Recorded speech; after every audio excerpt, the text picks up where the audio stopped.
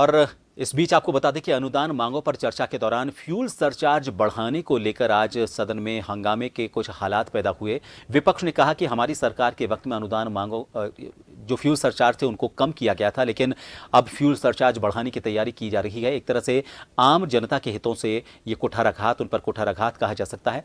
और इस खबर पर बात करेंगे। हमारे साथ जयपुर से हमारे वरिष्ठ सहयोगी दशरथ सिंह इस वक्त हमारे साथ लाइव जुड़ चुके हैं।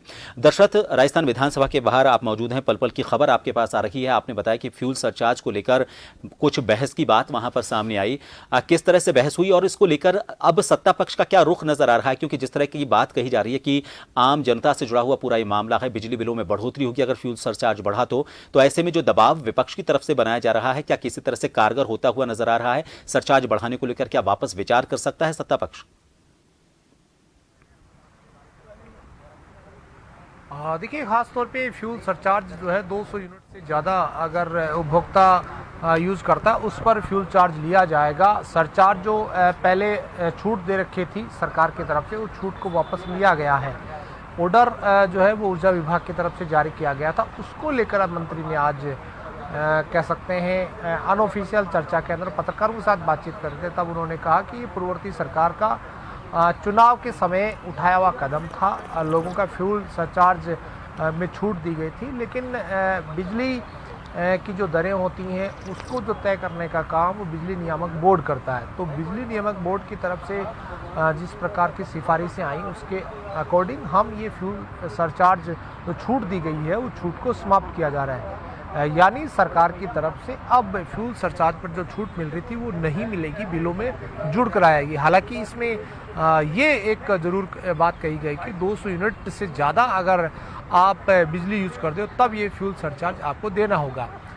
वहीं इस फ्यूल सरचार्ज को लेकर विपक्ष की तरफ से हमला बोला गया और नेता प्रतिपक्ष टीकाराम जूली ने कहा कि फ्यूल सरचार्ज को लेकर हमारी सरकार ने फैसला लिया था, लोगों को राहत प्रदान की थी, खासकर इस महंगाई की मार के चलते। लेकिन अब सरकार ने एक बार फिर इस सरचार्ज को लगा दिया है, यानी कि छूट है वो बंद कर दी है। ऐसे में आम आदमी इससे परेशान होगा और महंगाई की मार उसको झेलनी पड़ेगी। ये दोनों तरफ से बयान आए और विपक्ष की तरफ से ये भी कहा गया है कि सोमवार को जब विधानसभा की कार्यवाही शुरू होगी प्रभात, तब प्रश्नकाल में या शून्य काल के अंदर हम फ्यूल सरचार्ज का मामला सदन में उठाएंगे। इसके अलावा अगर सदन की अगर बात करें दिन भर की चर्चा की या कार्रवाई की, तो आज खास तौर पे उच्च शिक्षा, तकनीकी शिक्षा और परिवहन विभाग की जो अनुदान मांगे हैं उन पर बहस जारी है। उच्च शिक्षा की अगर बात करें तो कई वक्ताओं ने, विधायकों ने ये बात रखी है कि छात्र संघ चुनाव होने चाहिए। वहीं परिवहन की अगर बात करें तो परिवहन के अंदर रोडवेज की बसों की मांग की गई है, अधिकतर विधायकों की तरफ से स्टैंड्स की मांग की गई है। इसके अलावा आरटीओ, डीटीओ और अधिकारियों की जो मनमानी होती है उसको लेकर भी सदन में सत्ता पक्ष और विपक्ष के सदस्यों ने बात रखी है। इस चर्चा के बाद सरकार की तरफ से संबंधित मंत्री, उप मुख्यमंत्री प्रेमचंद बैरवा जवाब पेश करेंगे और उस जवाब में हो सकता है कि नई घोषणाएं भी परिवहन के क्षेत्र में हो। इस तरह की भी कह सकते हैं एक रिवाज विधानसभा का रहा है कि जब मंत्री अनुदान मांगों पर जवाब पेश किया जाता है मंत्री की तरफ से तो कुछ नई घोषणाएं भी होती है। बहरहाल अभी सदन के अंदर अनुदान मांगों पर बहस जारी है। प्रभात का माहौल वहाँ पर पैदा हुआ। आसन पर खड़े होकर विधानसभा अध्यक्ष जो हैं, स्पीकर जो हैं वहाँ पर वासुदेव देवनानी, उन्होंने अपील की थी, सत्ता पक्ष और विपक्ष से अपील की थी। उन्होंने ये तक कह दिया था कि अगर मान लीजिए उनको लगता है कि पक्षपात किया जा रहा है तो अविश्वास प्रस्ताव ला सकते हैं।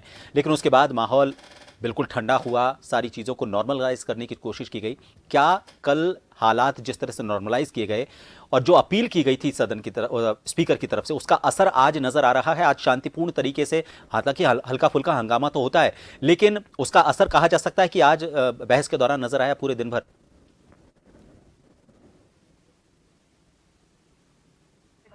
कल जिस तरह से गतिरोध हुआ और 3 बार की सदन की कार्यवाही स्थगित कल करनी पड़ी थी और आरोप प्रत्यारोप का दौर चला था और स्पीकर की तल्ख टिप्पणी भी सदन के अंदर देखी गई थी। लेकिन जब पूरे मामले का पटाक्षेप हुआ और ख़ास तौर पे जब गतिरोध दोनों पक्षों की तरफ से समाप्त किया गया, उसके बाद आज की अगर कार्यवाही की बात करें तो निश्चित तौर पे सुबह के वक्त से, हालांकि प्रश्नकाल और शून्यकाल आज नहीं रहा, ध्यानाकर्षण प्रस्ताव के जरिए सदन की कार्यवाही शुरू हुई थी सुबह के वक्त, लेकिन शांतिपूर्ण तरीके से सत्तापक्ष और विपक्ष के सदस्य अपनी बात जो है वो सदन के अंदर रख रहे हैं ताकि एक सारगर्भित इसका जवाब सरकार की तरफ से दिया जा सके और उनकी तरफ से जो